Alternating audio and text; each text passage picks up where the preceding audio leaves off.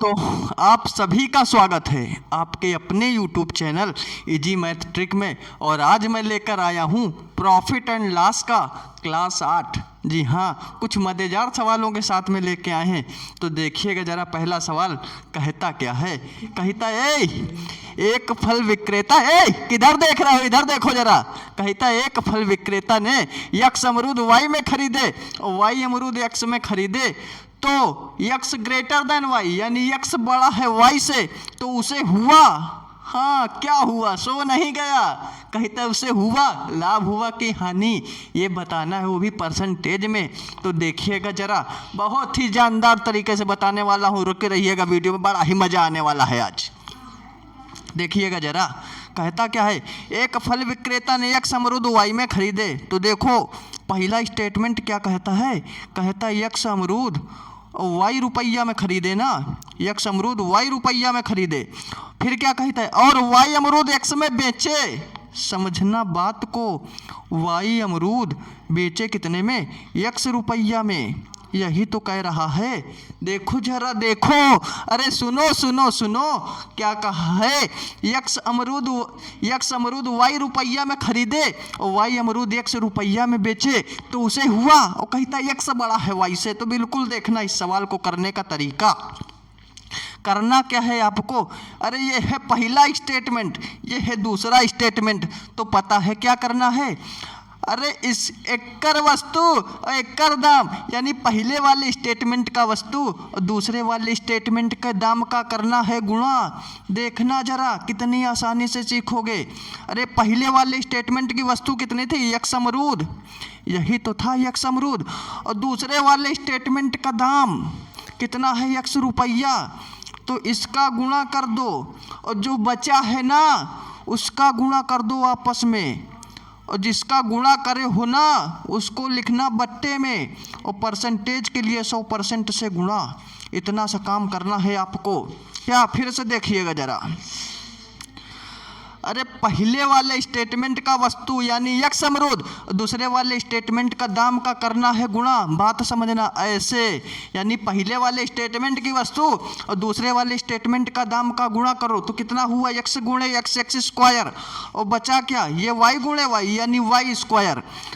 और जिसको लिखना है माइनस में उसी को लिखना है बट्टे में, और परसेंटेज के लिए 100% से गुणा। हाँ, जल्दबाजी में ये मत कर देना कि पहले वाले स्टेटमेंट का रुपया ले लो, वो नहीं करना है।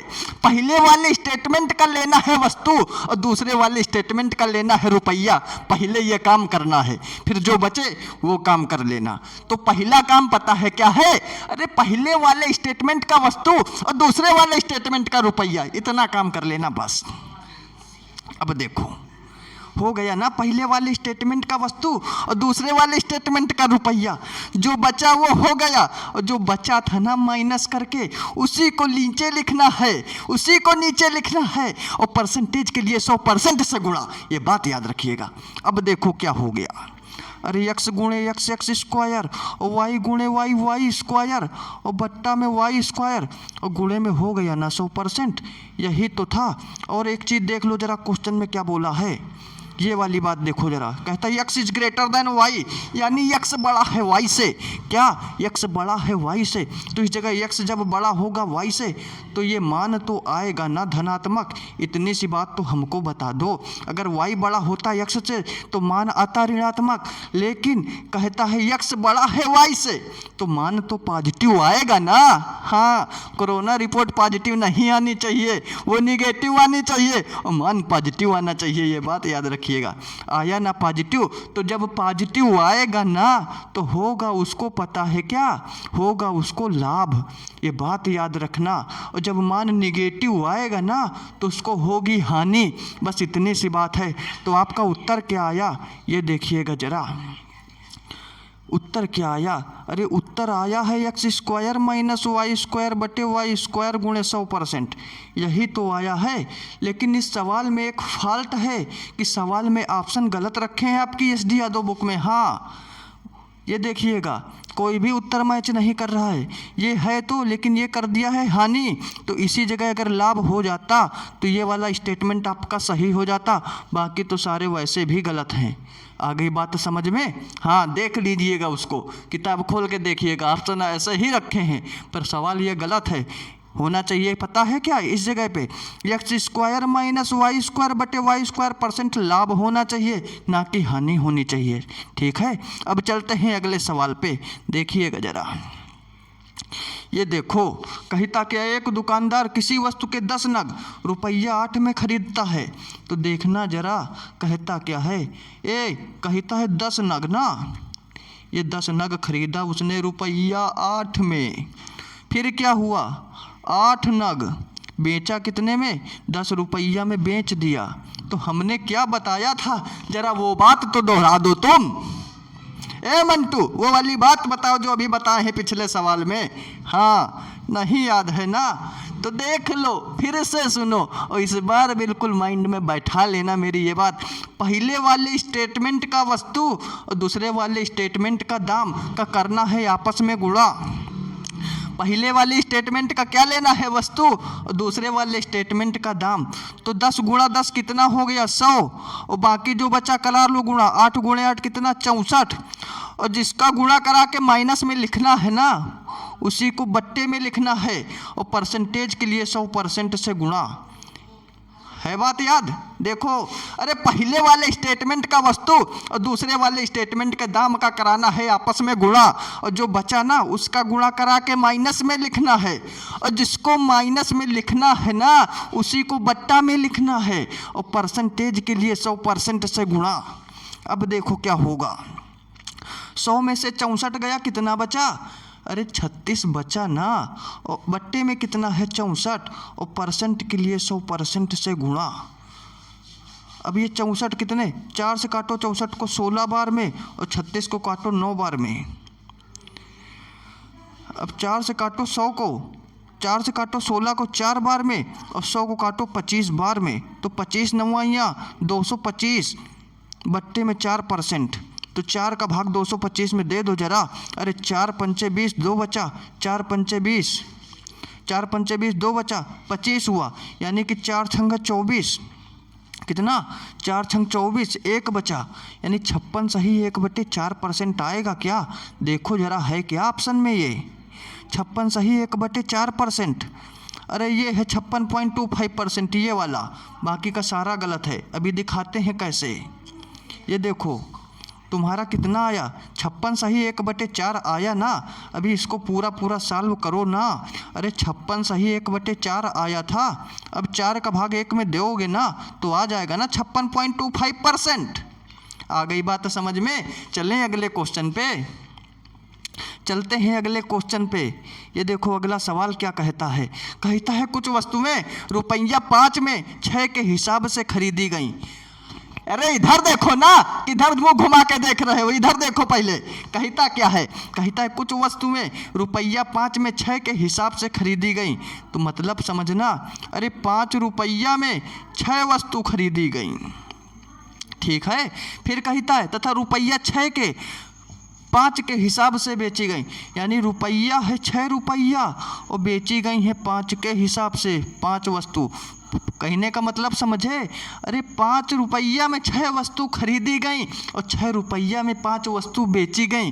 तो कहता है उसे होगा क्या, लाभ होगा, यानी कितने % का लाभ होगा। तो जरा बता दो मंटू, इस बार बता दो मंटू, हमको ये बात बता दो जरा, क्या करना है सवाल में, करना क्या है। अरे पहले वाले स्टेटमेंट का वस्तु और दूसरे वाले स्टेटमेंट के दाम का करना है गुणा।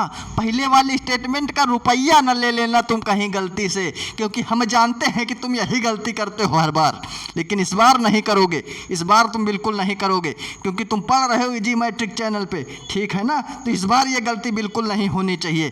पहले वाले स्टेटमेंट का वस्तु लेना है, ये बात अपने दिमाग में गांठ बांध के रख लेना।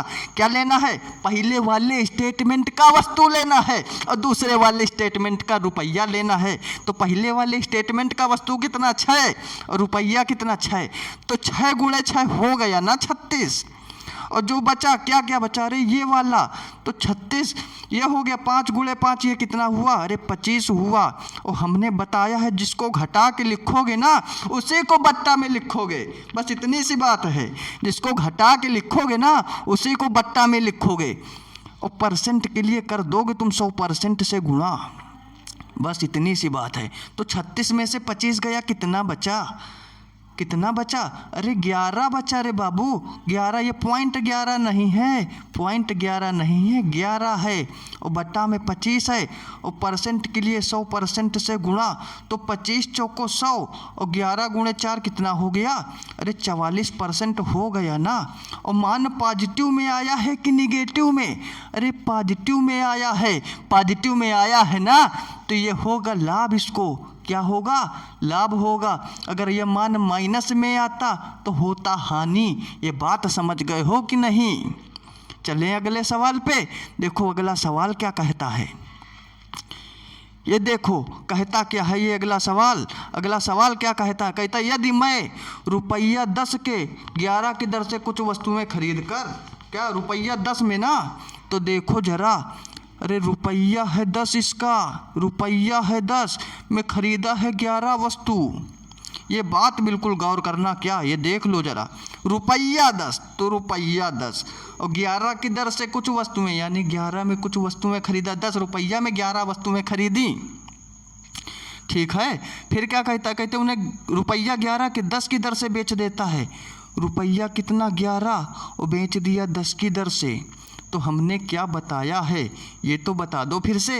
अरे पहले वाले स्टेटमेंट का लेना है वस्तु, पहले वाले स्टेटमेंट का वस्तु और दूसरे वाले स्टेटमेंट का दाम, समझे, मतलब जो खरीदा है उसकी लेना है वस्तु और जो इसमें बेचा है ना उसका लेना है दाम। तो कितना हो गया, 11 गुणे 11 121 और क्या बचा, 10 10 बचा ना, तो 10 गुणे 10 होता है 100। और हमने बताया है कि जिसको घटाओगे ना उसी को लिखोगे बट्टा में, और परसेंट के लिए 100% से गुणा, तो 121 में से 100 गया, कितना बचा ये तो बता दो हमको।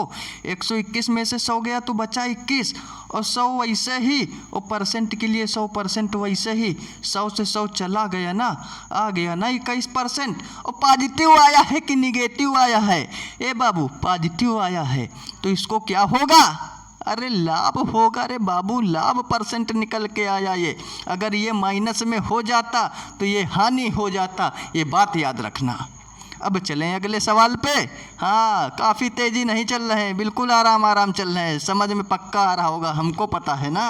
अब देखो अगला सवाल क्या कहता है, कहता है एक आदमी ने रुपया 4 में, फिर से देखो सेम सवाल है, रुपया 4 में 5 के भाव से संतरे खरीदे, यानी 4 रुपया में 5 संतरे खरीदे। रियल में नहीं मिलता है, रियल में नहीं मिलता है कि 4 में 5 संतरे दे दे वो।